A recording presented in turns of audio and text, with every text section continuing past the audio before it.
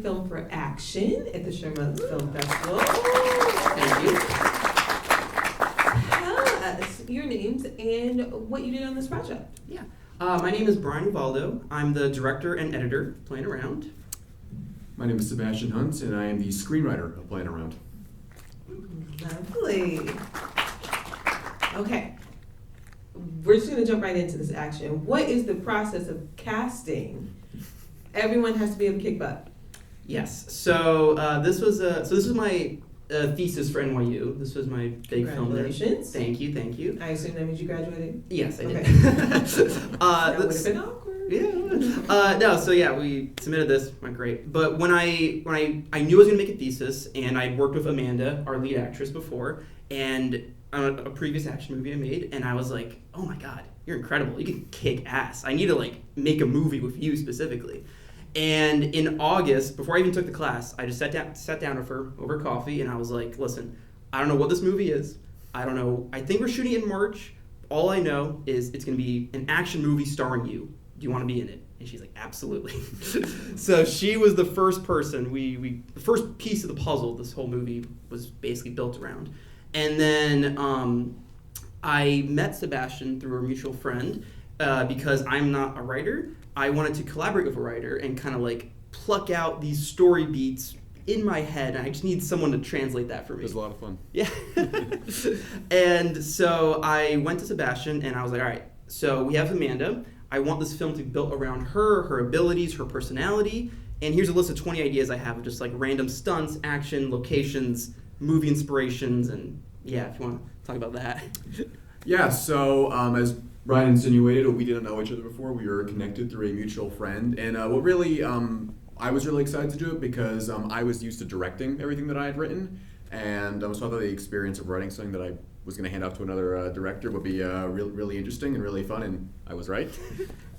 So yeah, we met. Bryan basically told me, we have this actor, we have these kind of vague ideas, tell me what you got. And I sort of saw there was a lot of kind of different, really fun set pieces and things he wanted to do. And I was like, how do we sort of fit this all together? What's kind of a good kind of ground zero melting pot sort of place? And I landed on the toy store because because I kind of thought that you could just have so much fun with the Barbie nunchucks we came up with, or the xylophone sword, and also the Lego shard.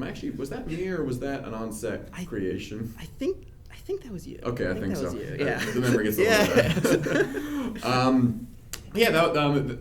That was a lot of fun, and it was also really great the process of kind of trading ideas. I'm credited as the screenwriter, but really Bryan did a lot of work as well, and it was really our baby, I would say. Yeah, I just kind of gave you ideas. Yeah.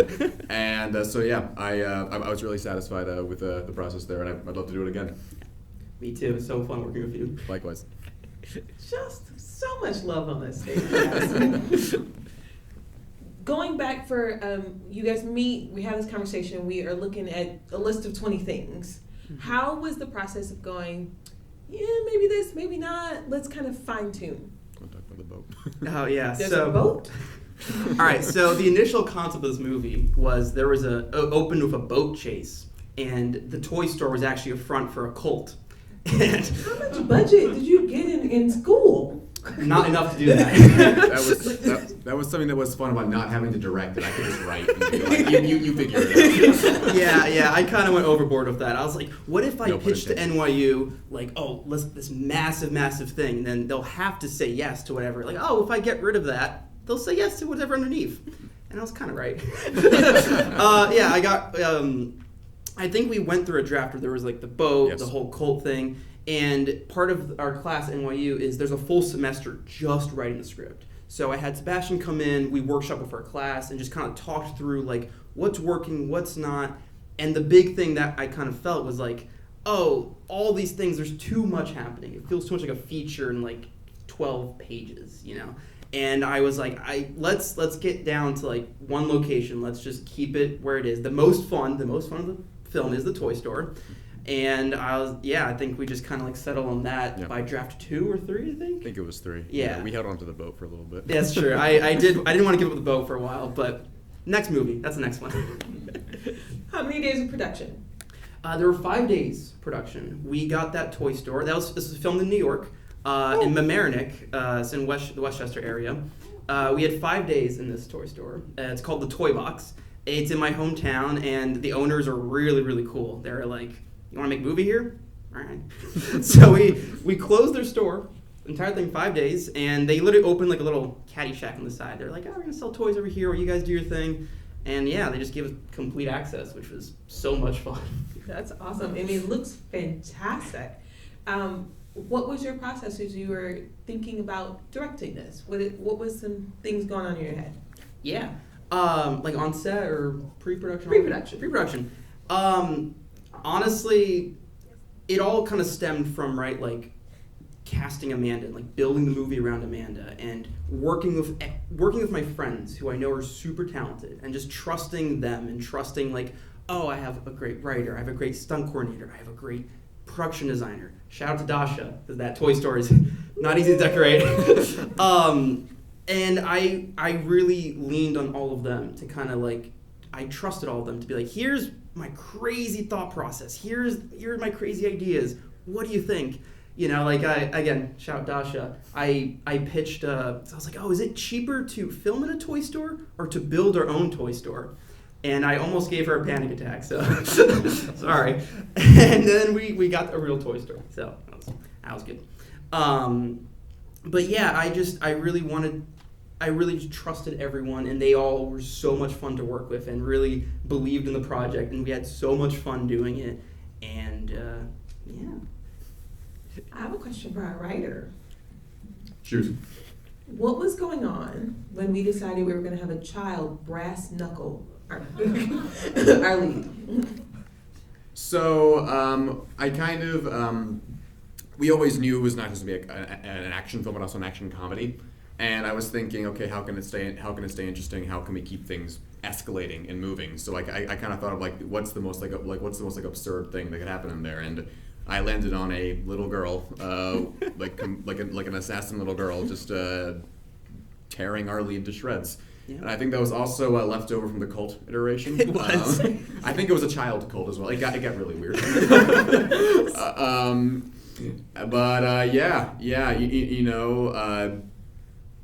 This film is all about, kind of rediscovering your inner child. It was something that we talked about a lot. It's kind of like the beating thematic heart, so to speak, of the film. That's sort of like what we were getting at with the inclusion of the little brother and the whole getting the toy for them. So it just felt natural. I guess as weird as that would sound, it just felt natural to have a murderous child with brass knuckles. And to add to that, the discovery that the older woman's her mom was made really late. That wasn't even in the script. Yeah. I was just like, oh, what if they were actually related? That'd be really funny. It was a fun surprise.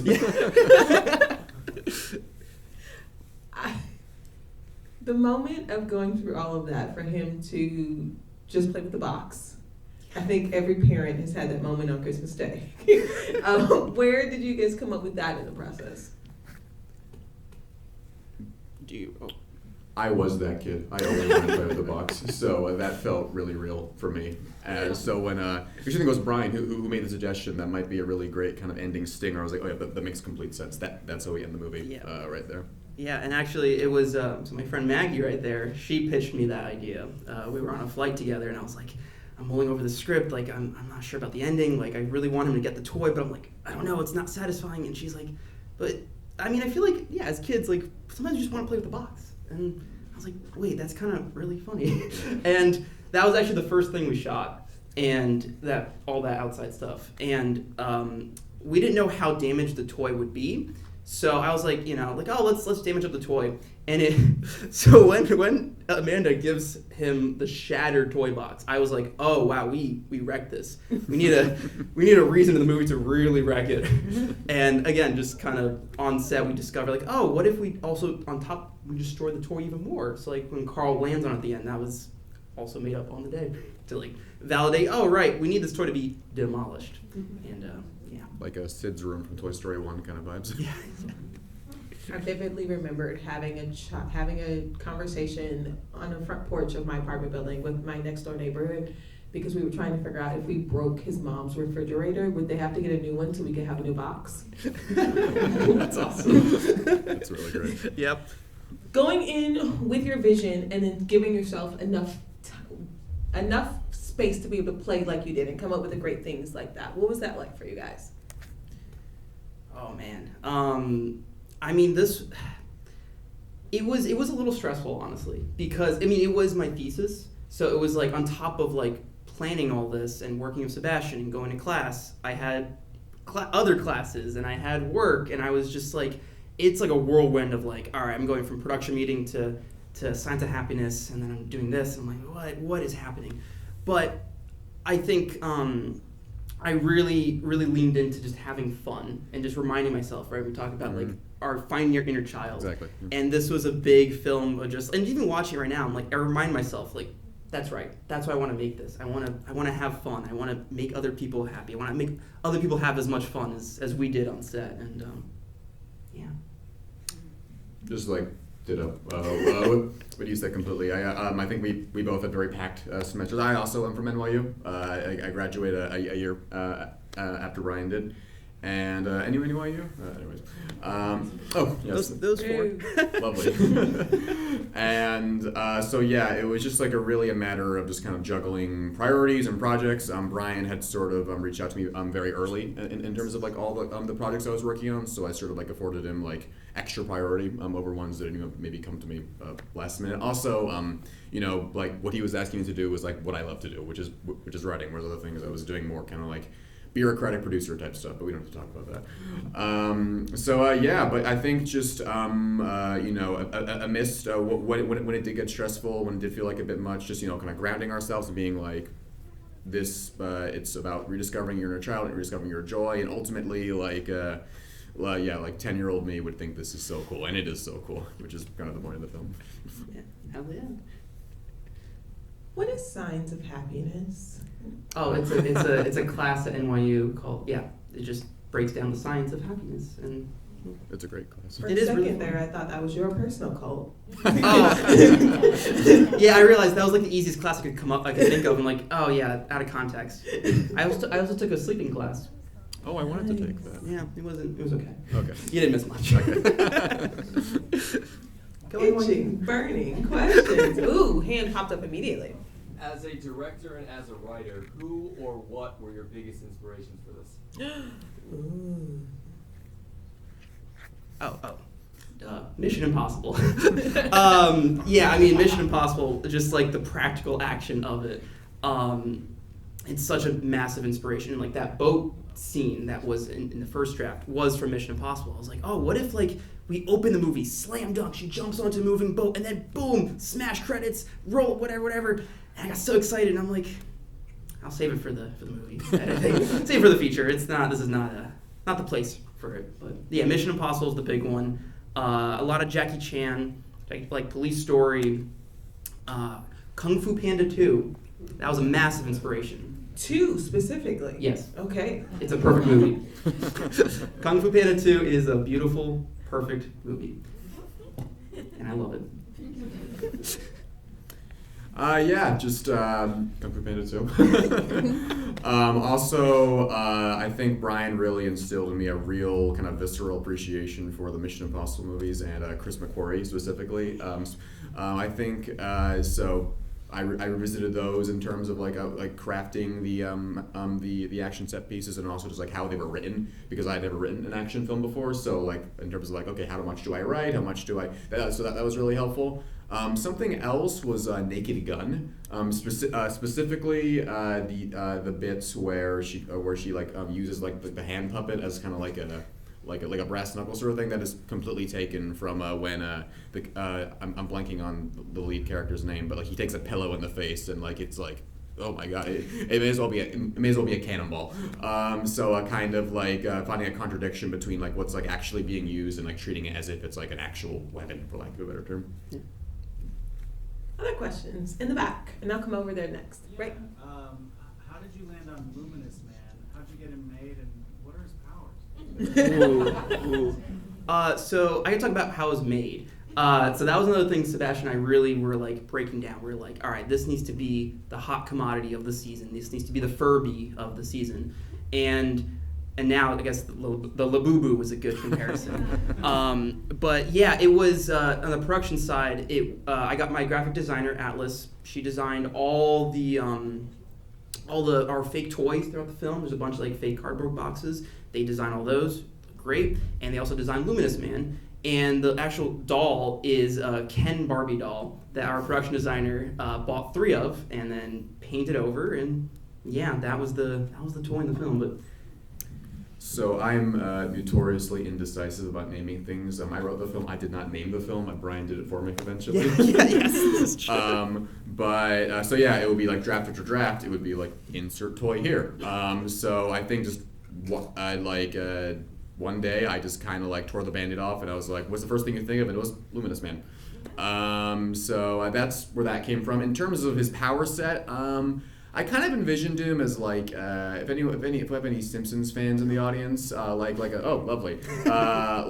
radioactive man, that character I think in terms of just sort of like an arch like Superman kind of stand-in with kind of like crazy powers. But to answer your question specifically, I don't know, super strength, super speed, and let's say what's like a radio action, like a specific thing. He can shoot like with plasma, like what Godzilla does, like atomic breath, but like from his fists. Nice. Another fun fact in the toy: there's a crossword puzzle in the back that has all the. Right here in the green, and then we'll come to the back. It was actually very fun to watch, just so you know. I'm curious about the stunts. Was it just one stunt manager? And did anybody get hurt, number one? I should say. Are you a mom? Yes, I am. Well, thank you for your question. Thank you for your concern. Thankfully, no one was hurt. It was because we had months of training, months of planning. Everything was so meticulously rehearsed and blocked and planned. Our stunt coordinator, Ian Dugan, he took our 12-page script and wrote a 30-page stunt breakdown. So every single scene is blocked. It shows how many characters are in it, what each character is doing, where they're placed, how we shoot it. So a lot of it, and all these guys are stunt performers, so they're all used to this. They all have training, they have, And we'll take the little girl, for example, Scarlett. She's actually a dancer. And so we used that. We were like, all right, we're gonna choreograph this, and you're not, you're giving her a piggyback ride, right? You're hanging on, and it's very like Amanda has her really secured to her chest, and it's just swinging around. We're moving the camera. We're heightening things in post to make things look more dangerous. And like the Lego shard, that was actually the one thing I was scared about, but thankfully we kept it. It was like very much like, all right, when the Lego shard's out, let's be careful, guys. And but that was again also fine because it was just so much meticulous prepping, making sure we're not gonna get hurt here. We're here. We know what we're doing. These are the 10 shots for the morning. Here's how we're gonna do it. All right, let's go. Yeah. Right in the back. So one thing I noticed was that the cashier was very good at fighting. Is there, per chance, did he have any prior military training or experience? Like the character or the actor? The character. Yes. Because have you seen his employees? Yeah, those guys are. Okay. 4 years in the Marines. There you go. Nice. Go ahead. Oh no, I was gonna say, which is actually a fun fact, that Carl, our manager, had no stunt experience. He was the only one with nothing. But he auditioned and I loved him, and I was like, listen, I really want to work with you, but like this is a big action movie, we need to do this. And he DMs me afterwards. He's like, listen, I understand. I adore this project. I will sign up for 8 weeks of stunt rehearsal so that I can train for this project if you choose me. And I'm like, all right, you're chosen. And he trained for 8 weeks, and we worked with him. Ian worked with him really closely to make sure, like, all right, here's how you do all this and do it safely. Yeah. Nice. Any other questions? Yes, ma'am. How do you think filmmaking is different being in school versus out of school? In school, I feel like there's always favors in or out of school, but I feel like in school everyone's really hungry to help out and not really like. Money is also Yeah, money's less of a concern, I think, in school. Everyone's willing to be there and work with you, and if they like you, they want to be a part of it. And I was really thankful because for this, we had like over 30 people on set, and everyone was so ready and excited to be there. And yeah, I think out of school, everything's really based on the money. Like, oh, how do we get it financed? How do we get it distributed? How do we get it seen? And I feel like that's been like the big struggle now. It's like, all right, how do you make something like this, right, outside of NYU's great cameras and all the lighting stuff? They gave us all the equipment. Yeah. They did. All the equipment was NYU's, but everything else we had to figure out, basically.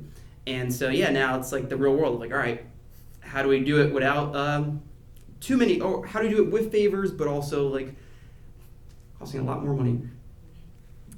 Yeah, just what Bryan said. Out of school, just money. Things add up a lot more quickly. There's just like more of an expectation, like that you'll pay your crew members, if not like straight up union rates, like something, because like in school, like Bryan said, there's sort of an expectation, like we're all learning and we're all there for the experience. We're outside of school, like you might be working with like someone who like this is their job, right? So yeah, I think that's also been like the kind of struggle that I bumped into, where just kind of money just feels like much more of a roadblock than it did, just because there's so many other costs I have to keep into in mind. But it's by no means impossible, and that's and there is still very much an element of favors being exchanged and working with your friends, and I'm still optimistic going out of school. Where can we find you guys next? I'll be making another action movie Yeah. with Amanda. I don't know what it is yet, but I'll figure it out. But I'm on Instagram. Got my new website up, BryanUvaldo.com, if you want to do that. And yeah, I'm figuring that out. Nice. I just recently celebrated almost a year in LA. I moved right after graduation, partially inspired by this guy right here. I am right now. I have a lot of irons in the fire. A lot of projects in various stages of writing development. Right now, my goal is to get like writing representation while also trying to feed myself on the side. Yeah, but also. There are some shorts. There are some maybe low budget features that are catching my attention. So stay tuned. Congratulations, Playin Around. Thank you.